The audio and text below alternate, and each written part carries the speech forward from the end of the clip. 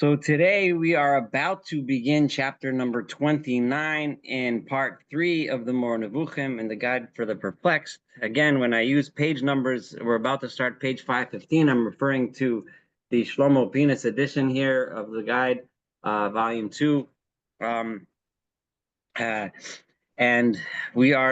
Rambam is now beginning to explain to us the reasons for the mitzvah, why the Torah makes sense, right? So we have to really, and I'm going to go a little bit of a matter of introduction, right? According to the Rambam, it's crucial that the Torah makes sense, right? It has to make logical, philosophical, sociological, political sense, right? So that we can understand why the Torah told us to do the things that it tells us to do. The Rambam has said several times very emphatically that he refuses to agree with those who say that God just tells us to do things just because, or we do things because God said so. Even though there are many Jewish philosophers and thinkers over the ages that have posited such an idea, the Rambam is not one of them, right? And he's going to say that again and again and again. So he's trying to make sense of the Torah, right? So now he started giving us introductions last time, and in the last chapter he emphasized the mitzvot that understandably allow for the development of a functioning society. You know, a society where people get along, a society where the people's health and well-being can be nurtured, so that people can then devote some time to achieving spiritual greatness, which in the Rambam's mind means intellectually learning and knowing and understanding the entire world that's around us, everything around us.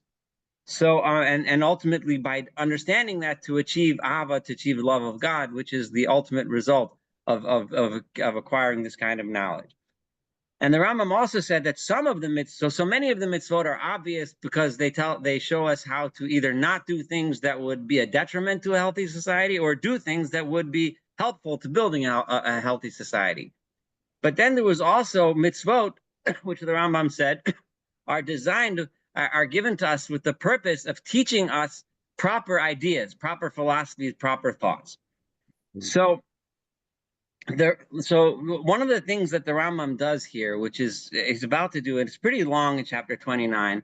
So, and I want to draw your attention to just how incredibly revolutionary it is, and how important it is to understanding the way the Rambam views the development of the Torah, the giving of the Torah, the mitzvot in general, and how controversial it could be, even if you look at it today, you know, so the Rambam is going to start to explain to us soon the reasons why the Torah commanded us to uproot avodah zarah. What was so important about the Torah to uproot paganism, right? All these mitzvot that were written to us to uproot paganism. This is what he's going to devote this chapter to.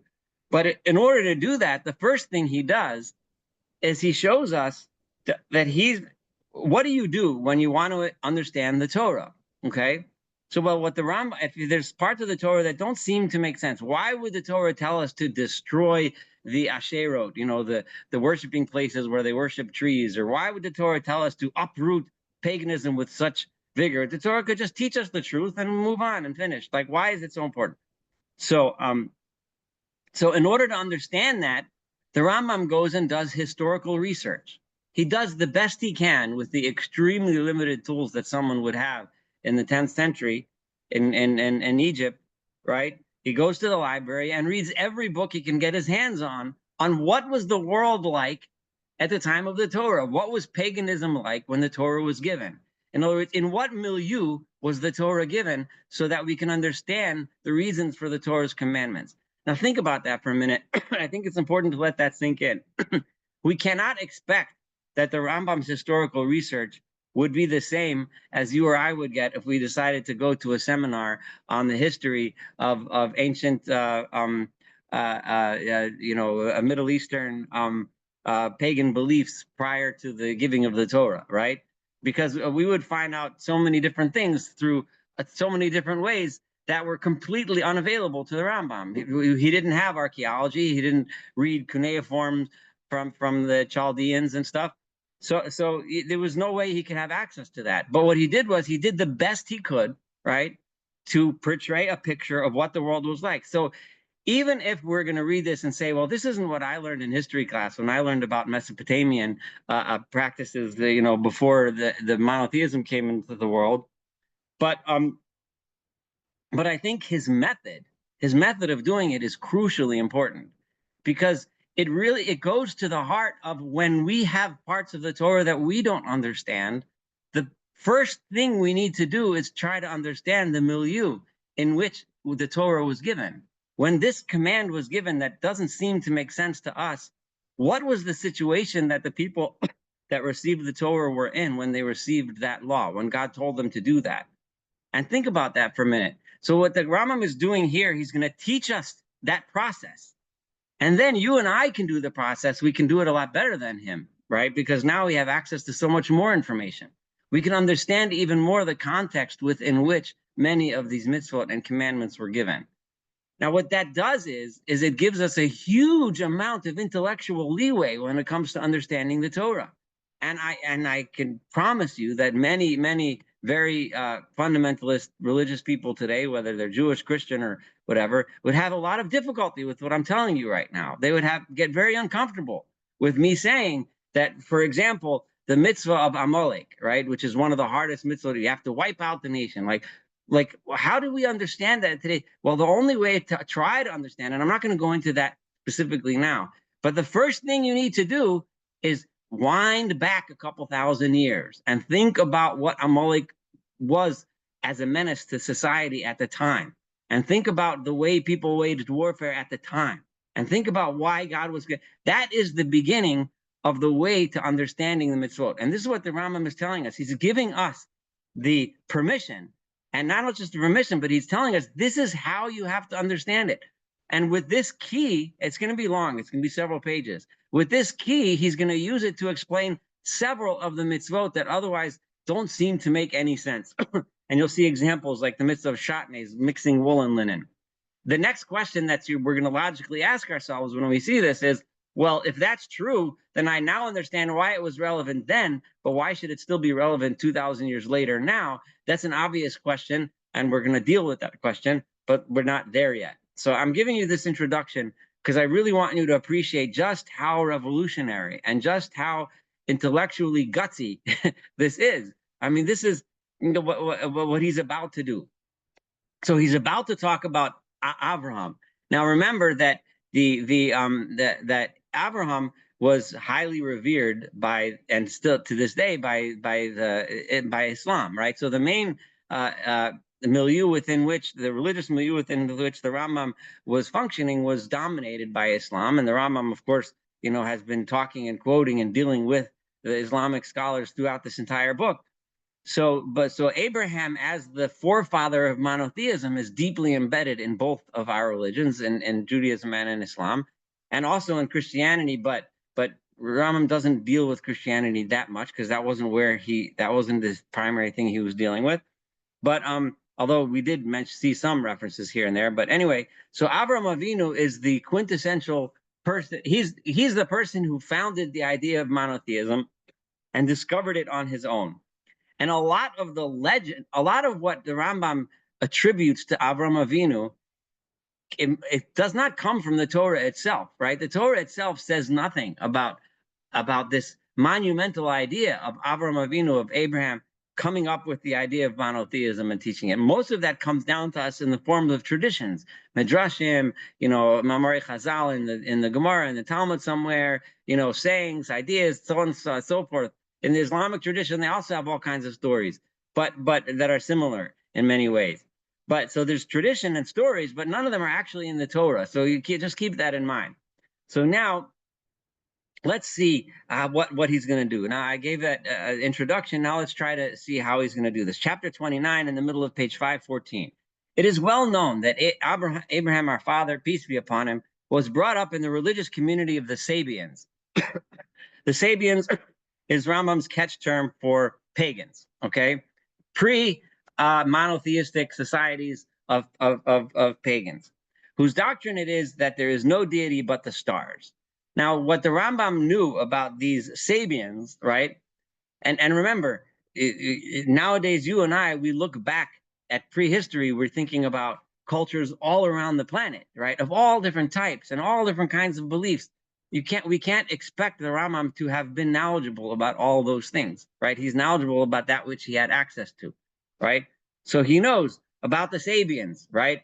And well, I shall have made known to you in this chapter their books. I'm going to give you a summary of the books of the Sabians, because the Rambam went and he's going to list in a couple of pages from now many books, either about or by the Sabians, right, which the Rambam read thoroughly in order to understand the milieu within which the Torah was given. Just wrap your mind around that and think, when next time you're talking to somebody in Torah and you want to tell them, if you really want to understand the Torah, you have to read the books of the people and have to understand the time, the history that it was given. Just try to, that's the main lesson I really want you to get out of this chapter, not what the Rambam's idea about the Sabians, although that might be interesting for whatever. So here we go. And their ancient chronicles, and I shall have revealed to you through them their doctrines and histories. I'm going to tell you the histories that the Sabian of their lifestyle and how they lived and how they believed and what their doctrines were. It will become clear to you from this that they explicitly asserted that the stars are the deity and that the sun is the greatest deity. They looked at all the stars in the sky and worshiped them as the deity, okay? They also said that the rest of the 7 stars, the identified planets, and those planets included, of course, the sun and the moon, or anything that rotated in some way, shape, or form around the world was one of the 7 stars, but that the 2 luminaries, meaning the sun and the moon, are the greatest of them. You will find that they explicitly say that the sun governs the upper and lower world, and they say it in these very terms. And you will find that they mention in these books, the Sabians refer to this guy, Avraham Avinu, this guy, Abraham, right? And they say literally as follows. We'll see in a minute which book the Rambam is quoting, right? And it turns out that this book is really a fraud, but the Rambam didn't know that, but that's fine. The point is not the story. The point is the method. And that's really, I know I said that 1,000 times, but I'll probably say it a few more times, right? So, this is what they have in their book. When Ibrahim, right, who was brought up in Kuta, right, which is the community somewhere in Babylon, the town, disagreed with the community and asserted that there was an agent other than the sun. So the Sabians record that they had an argument with this Abraham guy, right, and this Abraham was saying, no, it's not the sun, there's someone else, right? And various arguments, and they argued back and forth. In these arguments, they set forth the clear and manifest activities of the sun and what exists. And they describe the sun and they battle each other with philosophical arguments. Thereupon he, meaning Avram, told them, you are right. It is like an axe in the hands of a carpenter. Yes, it's true that the sun does all these things, but the sun is just a tool in the hands of the one who's operating the sun. Then they mention a part of his argumentation, peace be upon him, against them. And then they quote what Abraham said in his arguments against the Sabians. At the conclusion of the story, they mentioned that the king put Abraham, may peace be upon him, into prison, and that being in prison, he persevered for days and days in arguing against them. Thereupon the king became afraid that he would ruin his polity and turn the people away from their religions and banish them towards Syria after having confiscated all his property. This is what they relate. You will find this story set forth in this manner in the Nabatean Agriculture. That's a book that the Rambam is quoting from.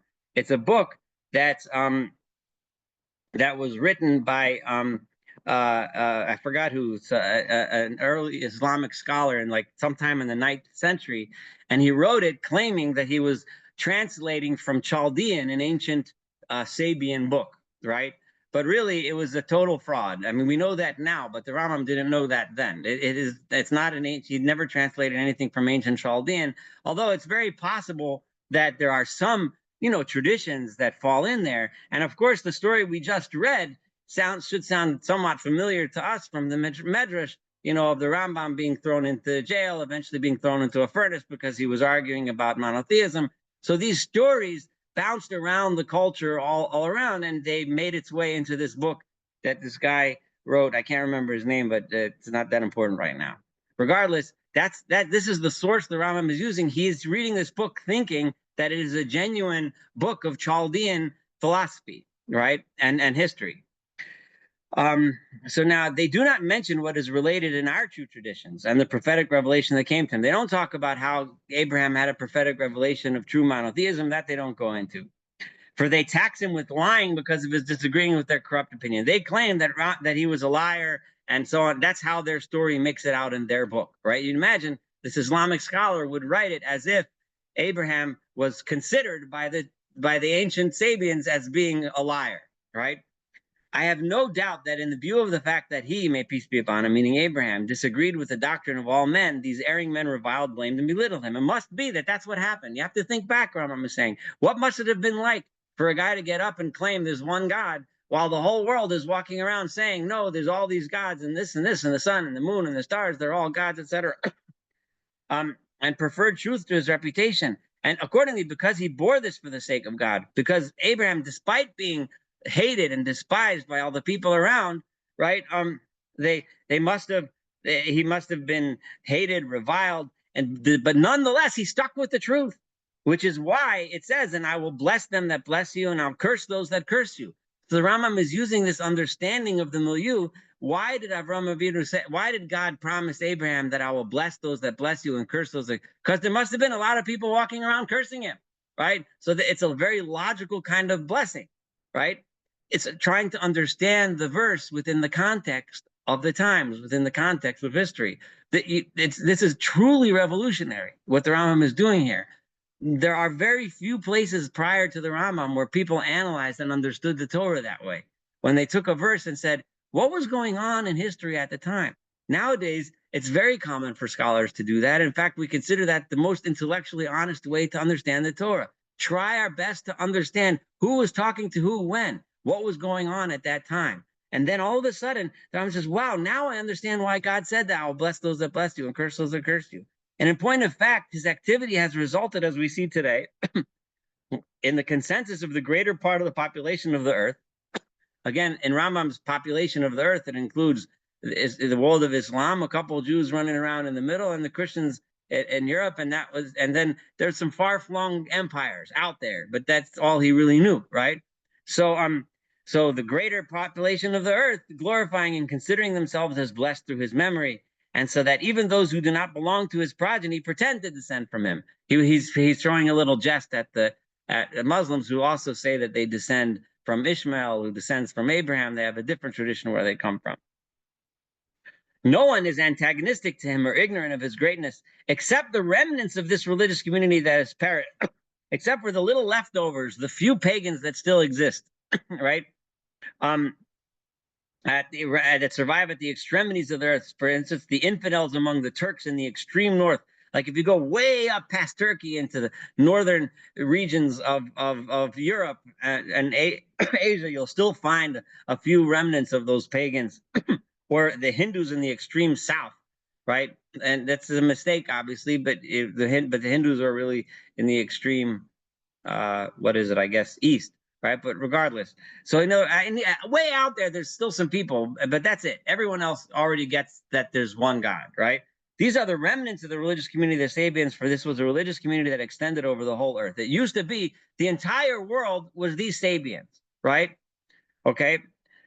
So the utmost attained by the speculation of those who philosophized in those times, the highest that they ever achieved, consisted in imagining that God was the spirit of the sphere, and that the sphere and the stars are a body of which the deity, may he be exalted, is its spirit.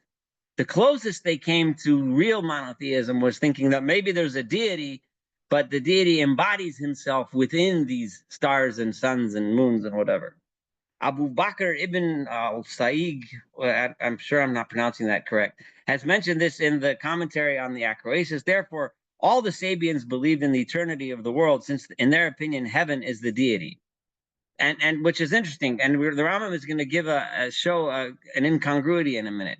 Remember, we kind of banged this to death when we studied book 2, that in the idea of the eternity of the world was as an Aristotelian idea, and you can understand it with just the basic the following understanding, right? That if the rules of science dictate that the world is what it is, right? the rules of science dictate that humans do this and that lions do that and giraffes do this and trees grow this way and the mountains do this and so on and so forth. So then, and those rules of science are set in stone. They are the way they are because they have to be, right? Because that's the rules of science.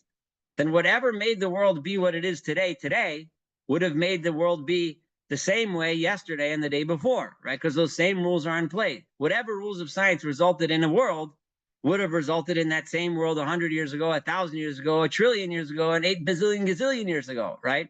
It's always going to be the same world. So therefore, in Aristotle's mind, so in the Rambam's mind, someone who believes in science, when I say believes in science, what I mean is believes that the world is the way it is because it has to be, because the laws of science dictate that this is how the world has to be, will also believe in the eternity of the world. So in the Rambam's mind, if you believe in the eternity of the world, that means you also don't believe there's a creator, because if you believe there's a creator, then you believe that the world is the way it is because God decided that those words should be the rules, right? God made the world with certain rules, right? And yes, those rules stay. So therefore, there was a time. So now, if you don't have a creator, then you also, there's no possibility for magic or miracles. And think about this for a minute. There's nothing can happen without the confines of, outside of the confines of basic science. It's impossible. And the Rambam is going to bring this incongruity that makes no sense, right? If you are a Sabian and you believe in the eternity of the world, that means you believe like Aristotle. If you believe like Aristotle, then there's no place for miracles. It's impossible. And he's going to bring out this incongruity in a minute. Now, there's a million ways that you and I might deal with this incongruity, but we have to get ourselves into the Rambam's mindset and understand that in his mind, these two things made no sense, right? You and I might, there's a lot of ways that we can answer it, but it doesn't matter. The point is that in the way the Rambam understood history, these two ideas are incompatible. The only way you can make a place for a miracle at all is if you say there's a creator and you say that for whatever reason, right? And we talked about miracles, on and off many times. God decided that when he created the world, that under certain circumstances, such a thing should happen, right? And that's a miracle. That's how the Rambam explained to us miracles in a short nutshell, right? So there could be things that are outside of the law, the general laws of nature that you and I see every day, because God built into nature certain things that could happen. But if you don't have a creator, miracles are completely impossible. And one of the important outcomes of that is the entire idea of magic and sorcery and superstition. All that stuff is completely bogus, according to Rambam. And you have to understand how revolutionary that is, right? Rambam was living in a world where everyone pretty much believed in some form of superstitious magic, right? Obviously, still to this day, everyone does. But the Rambam is going to be saying in this chapter, and you have to understand the significance of what he's saying is that it's completely baloney, right?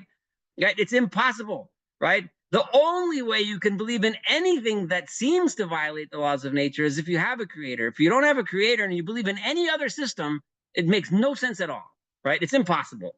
No such thing. And remember, this was the source of a famous machokas between the Rambam, and the Ramban and Nachmanides, because Nachmanides jumps in and says, no, right? There is such a thing as sorcery and tapping into all kinds of spirits and magic and things like that. And among the mystics, there's all kinds of stuff like that. But according to the Rambam, there's no place for that. There's none. No, it's completely baloney. If you see anything that looks fit, if you study it hard enough, you'll figure it out. It has to follow the laws of science. But now he's going to go on and continue. So they deem, I'm at the bottom of page 515. They deem Adam to have been an individual born of male and female. He's still quoting to us more stories from this book, like the other human individuals, but they glorify him and say, instead of saying he was the first human that was created by God, right? Because in their world, it's eternal, so every human has to come away about the same way every other human came about. So he must have been born from a mother and a father, and going all the way back until everywhere. Just keep going back, right? So they glorify and say that he was some kind of prophet, but he was the envoy of the moon, because the moon is a god, remember, and who called people to worship the moon. And there are compilations of his on the cultivation of the soil. Similarly, the Sabians say that Noah was also a cultivator of the soil, and he did not approve of the worship of idols. So this idea of Noah being faithful to God, made it into the Sabian book, right? Therefore, you will find that all the Sabians blame Noah, and they say that he never worshipped now. They say that it's Noah's fault that there was a flood because he should have worshipped idols like everyone else does. So in other words, they're just used. So if you imagine this Islamic guy, I wish I remembered his name, but I think it's in this. They quote him in the Goodman Lieberman book, but the guy that wrote the book that I'm telling you that the Rambam was quoting from, that the book is a fraud. But you can see why he would put onto the Sabians this idea. Like he would say, well, they have their version of Noah being the bad guy because he didn't worship the right deities and he wanted to worship God. They also mention in their books that he was beaten, put into prison because he was worshiping God, and tell other tales about him. They decided that they deemed that Seth, that disagreed with the opinion of his father Adam concerning the worship of the moon, and tell most ridiculous lies that show a great deficiency of intellect and that they are more remote from philosophy than any other men and are extremely ignorant. All their stuff is all crazy stuff. Of Adam, they say that when he left the climb of the sun, which is in the vicinity of India, somewhere out in India was where the Garden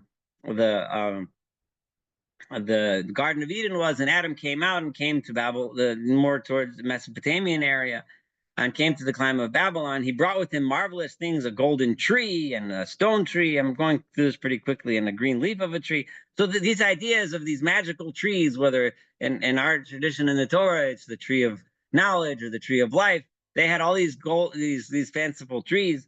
And he spoke of a tree, man's stature and height, that can give shelter to 10,000 men. All these legends. He also brought 2 leaves into which a leaf you can wrap people up, and it's so big you can wear the leaf. And also tell fables of other marvels. It is to be wondered at that people who think that the world is eternal. This is where he says what I told you before. The people that think the world is eternal, which means they think the world operates on scientific principles, right, should at the same time believe in these things that are impossible in nature for those who have knowledge of the speculation on nature, right? At the same time that they claim scientific principles, they're saying all these magical, wonderful, crazy stories. It doesn't make sense, right? It's incongruous. It can't be. It's either one or the other, right? Either there's a creator and the miracles are possible, or there is no creator and miracles are impossible, right? Their purpose in mentioning Adam and everything they ascribe to him is to fortify their doctrine concerning the eternity of the world, right? So that it should follow that the stars and the sphere are the deity. However, I'm in this, starting the middle paragraph on page 516. When the pillar of the world, that is, meaning Avram Avinu, grew up, and I apologize for us going so deeply into this book about the Sabians, but I think it's important for us to see the Rambam's process, how he uses the historical knowledge. And we're going to see soon he read through a long list of other books about the Sabians in order to understand the commands that were given to us regarding idolatry. Okay, so it is important for us to go through this process, even if it seems a little fantastical. However, when Avram Avinu grew up and it became clear to him that there's a separate deity, when Avram Avinu realized that God is completely separate from everything here, he's not a body nor a force in a body, and that all the stars and the spheres were made by him. He was the creator of it all, but he's totally separate. He has nothing to do in the sense that he's completely a different entity. Right? And he understood that the fables upon which he was brought up were absurd. He began to refute their doctrine and to show up their opinions as false. He publicly manifested his disagreement with them and called in the name of the Lord, God of the world, B'Shem Hashem Kel Olam, both the existence of the deity and the creation of the world in time by that deity being comprised in that call. But by saying that there is a God who created everything, the world is not eternal. The world was created at a moment in time, and Avraham Avinu went and tried to teach people his new philosophy, his new idea of monotheism. In conformity with these opinions, right? So now, because these Sabians had all these crazy ideas, they set up statues for the planets, golden statues for the sun, and silver ones for the moon, distributed the minerals and the climes between the planets, saying that one particular planet was the deity of one particular clime. They said that, if you have in a certain area, right, this God rules over this, right? This God rules over the mountains. This God rules over the sea. This God rules over this bunch of mountains, right? So, and they built temples and set up statues in them and thought that the forces of the planets overflowed towards those statues, and consequently these statues talked. If you worship them, you could get inspiration from the statues because these statues the gods resided within them and had understanding and gave prophetic revelation to people, you can see why a logically philosophical person like the Rambam would find such ideas to be absurd and repugnant and dangerous, right? I mean, and you'll see why soon they're not just absurd, but they're also dangerous.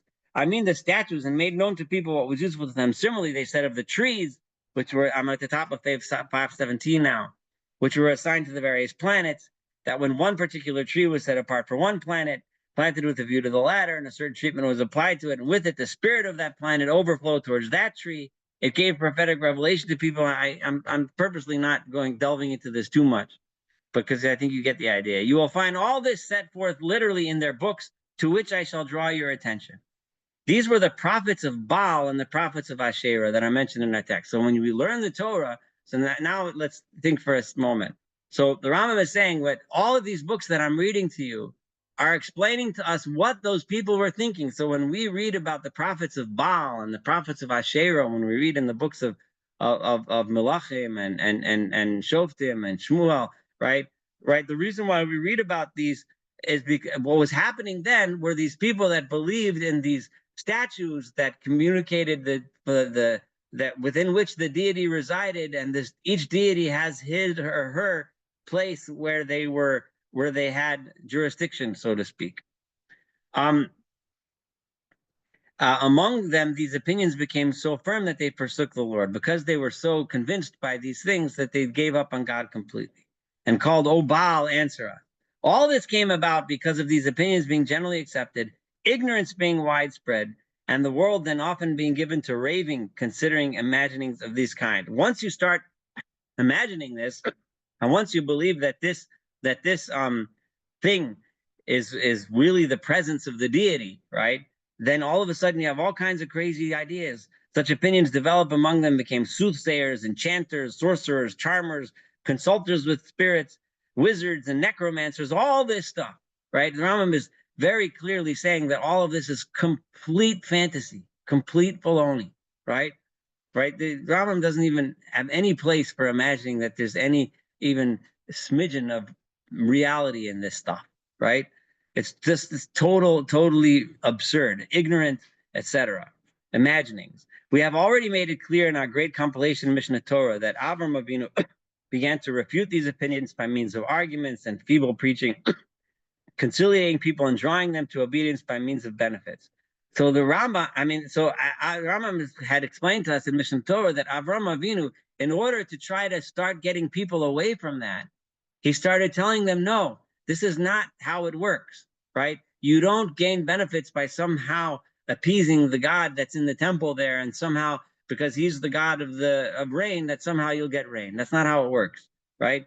By telling you, Avram is telling people, according to Rambam's understanding, no, if you want to get benefits in this world, then you need to stop this nonsense, and you need to worship God, right? Worshiping God means living the way God wants us to live, acting in a proper way, and that's going to lead into the Torah, right? That's going to lead into the mitzvahs of the Torah. If you live this way, the world will be a better place, because these rules make sense. If you're charitable towards each other and honest towards each other, and you have empathy towards each other and so on, and compassion, so then all of a sudden you'll find a world which functions better. There's going to be less hunger. There's going to be less strife. There's going to be less, so on and so forth, less violence. Then the master of the prophets received prophetic inspiration. Then when Avram Avinu achieved this is when he achieved prophecy. Now remember, when the Rambam says prophecy, he means what the Rambam means when the Rambam says prophecy.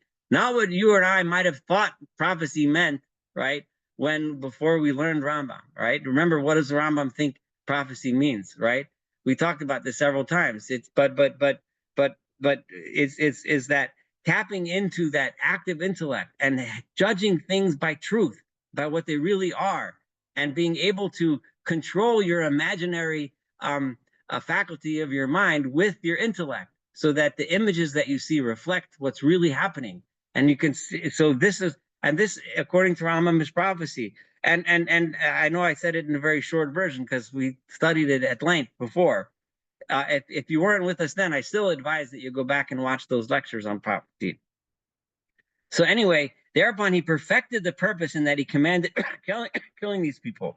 At that point, the only way out was to get rid of the people that were teaching this nonsense. It was so thoroughly ingrained, and that way of the world was so incredibly dangerous. The only way to do it was to wipe out their traces and tear out their roots. He shall break down their altars and so on, and forbade following those ways of theirs in anything. And he shall not walk in the customs of the nation and so on. You have to stop this nonsense. We can't have anything to do with it. And that is why these commands, the Rambam is trying to develop a milieu within which those commands, which may not otherwise make sense, starts to make sense. Because that's the only way we can advance the truth. You know from the text of the Torah, figuring in a number of passages, that the first intention of the Torah as a whole is to put an end to idolatry. The Torah cannot thrive in a world where people are running around believing in nonsense, in stupid things, in imaginary things, in magical things, and things that don't exist in reality. The Torah cannot function, truth cannot function in a world where people believe in this stuff, right? And so much so that they think that they can manipulate the gods to get what they want, right? So we have to get rid of it. That's why the Torah is so devoted to getting rid of idolatry, to wipe out its traces and all that is bound up with it. Even its memory, as well as all that leads to any of its works. For instance, familiar spirits and a wizard and passing through fire and diviners and soothsayers and enchanters and sorcerers and charmers and necromancers. And to warn against doing anything at all similar to their work. Don't even do things that are similar to the stuff that they did, even if you don't believe in it. If they had a practice where they sliced their bodies in order to worship or something, and so maybe you shouldn't slice your body at all, even if you're not doing it to worship, right? It is explicitly stated in the text of the Torah that everything that was regarded by them as worship of their gods and as a way of coming near to them is hateful and odious to God. This is stated in his saying, for every abomination to the world which he hateth have they done unto their gods. Because why? Because when they're trying to nonsensically get some kind of benefit from an idol or from something that's an inanimate object or an animate object that has no power to provide what they're asking it for, then they start and you start believing in these kinds of magical ideas. Then you start thinking these practices will somehow appease these gods and get what you want. And the practices become more and more extreme until you do things that are disgusting. The verse that the Rambam is quoting talks about in the end, and they even brought their children as sacrifices. The Rambam isn't going to bring that, but that's the ultimate end to where that kind of corruption can lead. If that's what you actually believe, that this inanimate object can somehow be appeased and bring goodness to you, then you'll do anything to do it, even the most abhorrent and most nonsensical things, right? The Rambam is going to bring other examples, not as extreme, but I just want to tell you that if you look up that verse, that's what you'll find. You will find that in their books about which I shall give you information, right? They mention that under certain circumstances, they offer to the sun, their highest deity, 7 beetles, 7 mice, and 7 bats as a sacrifice. And that's how, so just, he's trying to show how stupid it is, right? You shacht 7 bats and 7 mice and 7 beetles, and then suddenly this alone is sufficient to arouse the disgust in human nature. Consequently, all the commandments that are concerned with the prohibition against idolatry. So understand this, that every time the Torah says you're not supposed to do things that are related to idolatry, you have to eradicate idolatry. You want to know the reason for it? Remember, we're in the section of the Rambam where he explains to us the logical reasons for the mitzvot. The reason is because we need to get rid of this terrible process, this terrible thought process, this terrible ideas about paganism. I want you to think, like, if you and I were to do the same exercise today, we wouldn't read this book about the Sabians, right? We would learn about the history of what the world was like. And I promise you that all of a sudden, much of the Torah will start to make even more sense than what the Rambam is saying right now. When we look back at pagan practice, when you read about the sacrifices of, the child sacrifices of the Inca Empire, or virtually every ancient society, there's these caves in Guatemala and in Mexico where the Mayans would throw the young toddlers into caves in the water to drown for sacrifices, or child sacrifice that's recorded in the Torah that the nations around in Mesopotamia used to do. You see things that are like abhorrent to the nth degree. I mean, we see these kinds of things happening in societies all around the world, right? And so when we see when we have real historical knowledge, when we have archaeology and history that's that we have access to, that the Rambam didn't have access to, the truth of what he's explaining to us here is even more stark, right? Why the Torah makes sense? Why was it so important to uproot these um these terrible ideas? I mean, I don't know what the right word is, but worse than terrible, right? So our manifest utility. So all these laws have a very, very sensible purpose. For all of them are meant to bring about deliverance from these unhealthy opinions that turn one's attention away from all that is useful with regard to the two perfections. Remember, I told you about two perfections, the Rambam said 2 chapters ago, right? Perfection in your life, in your body, and then perfection in your mind, right? So society has to be perfect. And these kinds of ideas that are nonsensical don't bring about a peaceful society. Believing that I need to appease a god in a temple with sacrifices is not a way to bring peace among people. It's not a way to build a healthy society, right? And it's certainly not a way to perfect us spiritually. So, with regard to and we need to take, because these unhealthy opinions turn you away from the perfections toward crazy notions in which our fathers and forefathers were brought up. As it says, your fathers dwelt of old time, excuse me, on the Terach, and they served other gods. It is about these notions that the truthful prophets have said, for they walked after vain things that do not profit. They chased after things that had no benefit. How great then is the utility of every commandment that delivers us from this great error and brings us back to the correct belief, namely that there is a deity who is the creator of all this, and it is he that ought to be worshipped and loved and feared, and not the things that are deemed to be gods. And that so we don't love and fear the sun, the moon, the stars, the trees, the mountains. We love and fear God, who's the creator of all of it, right? All of it in one big, beautiful unity. And that to come near to this true deity and to obtain his goodwill, how do you do it? Nothing is required that is fraught with any hardship whatsoever, right? You don't have to hurt yourself. You don't have to cut yourself. You don't have to starve yourself. None of those things do you have to do in order to come close to this God, because that's what happens when you try to start to appease these nonsensical gods. But for the real God, you don't have to do that. For these two, what you need is love and fear of God. And fear is not the right word, love and awe, right? Which the Rambam already explained to us where love comes from. Love of God comes from understanding nature and understanding the world that we live in, right? For these two are, as we shall explain, the end of divine worship, right? As now Israel, what doth the God, Lord the God require of thee, and so on. We shall exhaust this subject later on in later chapter in the sequel. So now, I'm going to end with this next paragraph, and then we'll have to continue. I shall now return to my purpose and say that the meaning of many of the laws became clear to me.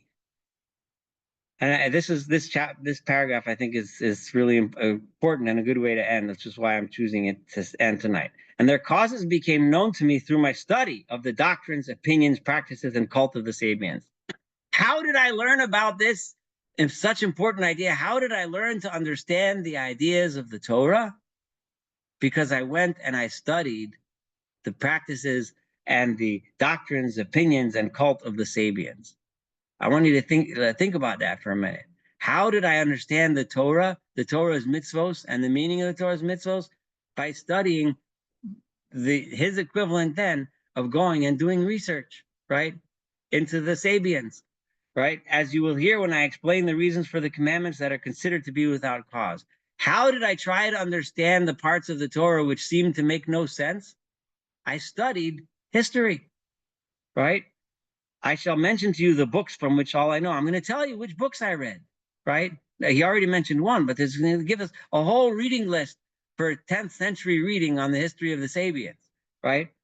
From which I know about the doctrines and opinions of the Sabians will become clear to you. So don't think I don't know what I'm talking about. I'm an expert in this matter. I read all the books, right? Everything that's in the library in Cairo, I read it all, right? And right. So you know for certain that what I say about the reason for that, you can rely on me. I'm well read. I know what I'm talking about. So I'm going to stop here because we're running out of time. but also I just, it's such incredibly powerful and such a breath of fresh air when you see how the Rambam went to understand the Torah. And I cannot possibly tell you how many people you talk to today, and they have this idea that you study the Torah by studying the Torah, right? You don't need to know science to understand the Torah. You don't need to know history. You don't need to know geography. You don't need to know geology. But no, that's the opposite of the truth. According to the Rambam, if you have a problem in the Torah, you need to understand general knowledge, right? It's crucial. It's the way to understand the Torah. And the Rambam just said it as clear as day, black on white. And if anyone tells you that he didn't say it, you can just probably better to continue the conversation about a different subject. But anyway, go ahead. I see there's a hand up. I'll give over the floor.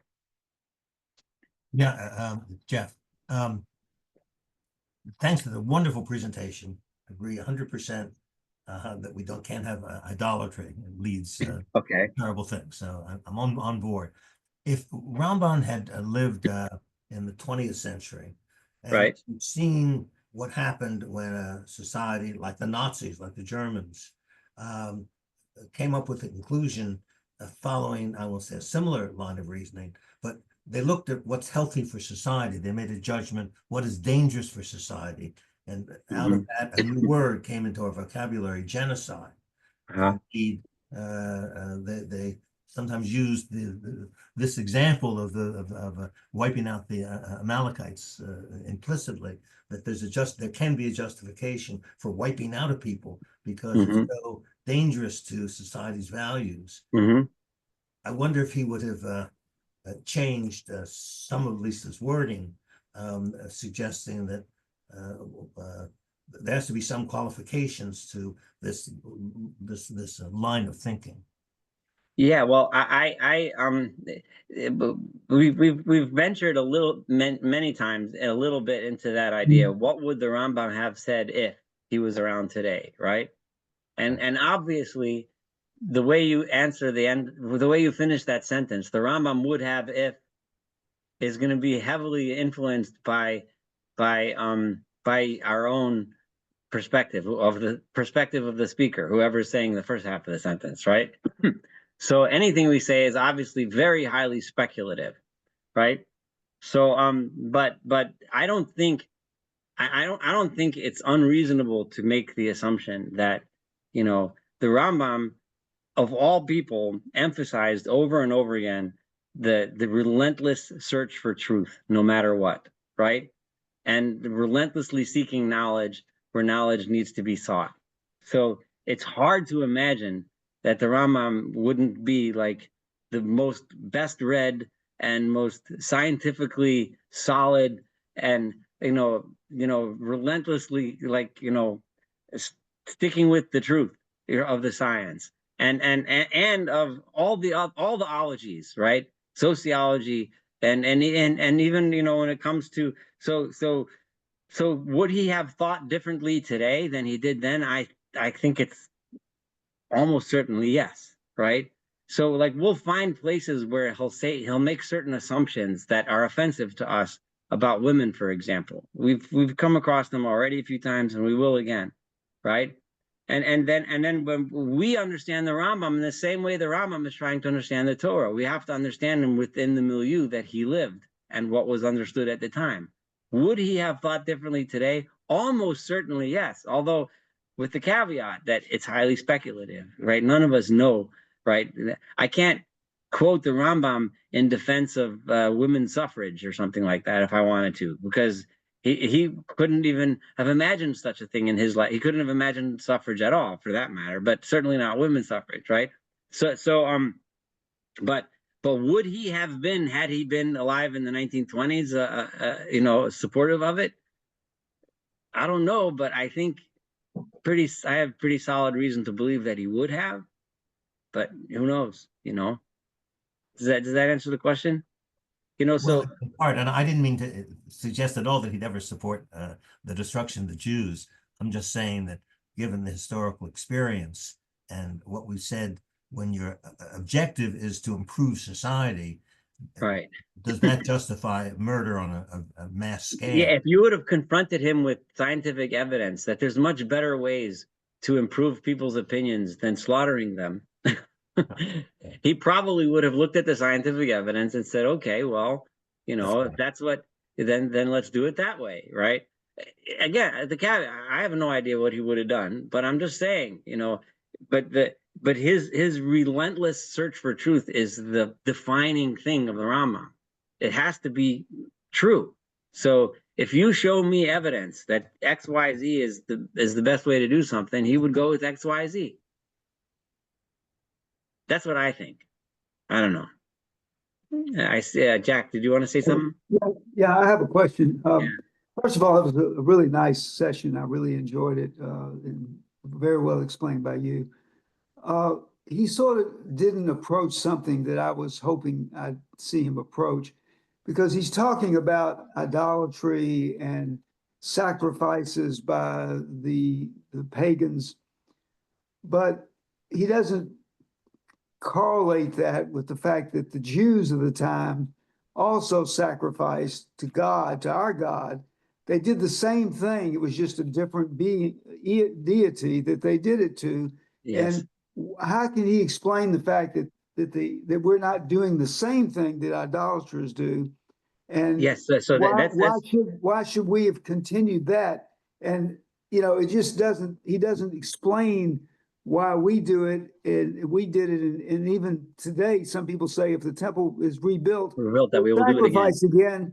When sacrifice seems to be something that's totally pagan and predates Abraham, predates Judaism, and is a pagan thing. Yes, well, you're making an excellent point, but he does address it in length, and we're just didn't get there yet. He addresses, he's going to discuss exactly that topic at length. I forget it's about 7 or 8 chapters ahead. So hang in there. But the reason why I'm not going to get into it too much, just because I promise you we're going to deal with it at length. We're going to deal at length with how it's justified for Jews to bring sacrifices. If we just said that the way that they served these gods was wrong, right? So he's gonna address at length. He's not going to talk at length about why we would do it today and what will be in the future, but we will talk about it, though. I promise. Okay. I promise. Okay. I did bring it in way back in the early times in this lecture. I read it in maybe the 4th, 5th, or 6th lecture. I did quote that part of the Rambam.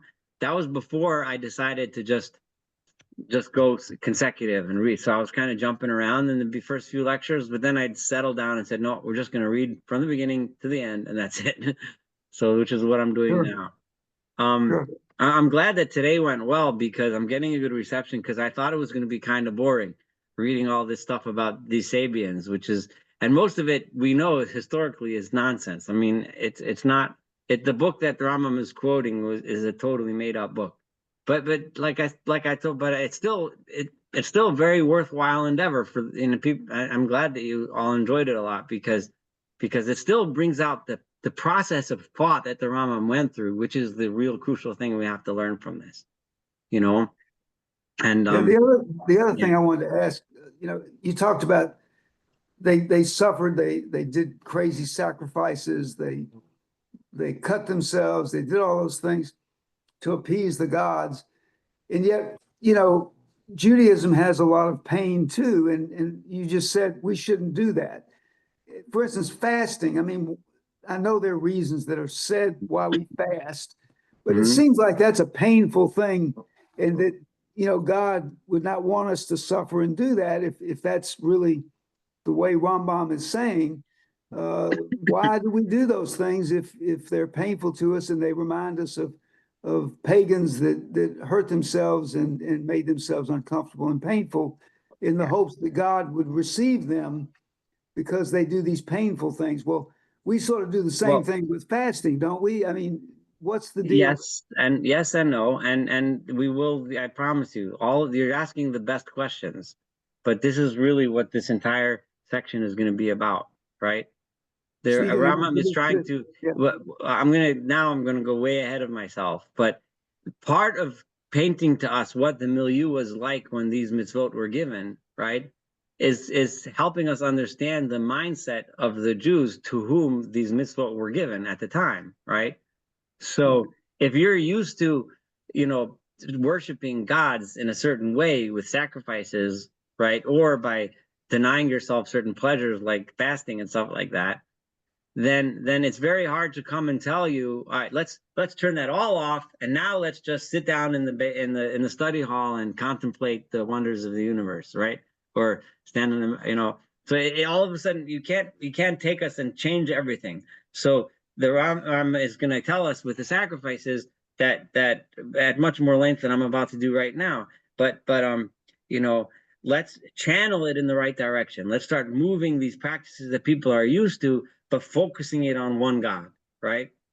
But it's a partial answer to what you said. The longer answer, I promise, I'm not just punting. We're gonna be doing this. This is the process, right? He's laying these ideas down so that the next 20 chapters he's going to go through the mitzvot of the Torah. In some cases, he may not touch on specific things, but he does in depth touch on it in the Mishnah Torah, right? Where he talks about each mitzvah. He'll talk about why we fast on Yom Kippur, for example. We look in the Mishnah Torah and he writes about that at length. So he tries to make sense out of these things, and the questions you're asking are good ones. They're very good ones, and they're the right questions, and we will be answering them. I promise. Okay, I can wait. Yeah. Thank you. All right. Okay. Anything else before we close up for the evening? Anyone else have I see there's a couple new names. I see a Kelly, I think. I don't know who everyone is, but welcome and thank you so much for joining us. And let's looking forward to next week, and it'll be next week, Wednesday night, with God's help. Have a wonderful evening. And yes. And as Robert, are you new also? I'm not new. I've been here 3 or 4 sessions, but okay, I've seen your name pop up already. That's why I didn't call you. But anyway, welcome. I didn't welcome you before, so welcome now. Thank you. All right. Be well, everyone. Have a wonderful evening. Thank you. Thank you. Thank you. Yes. Bye-bye. Bye-bye.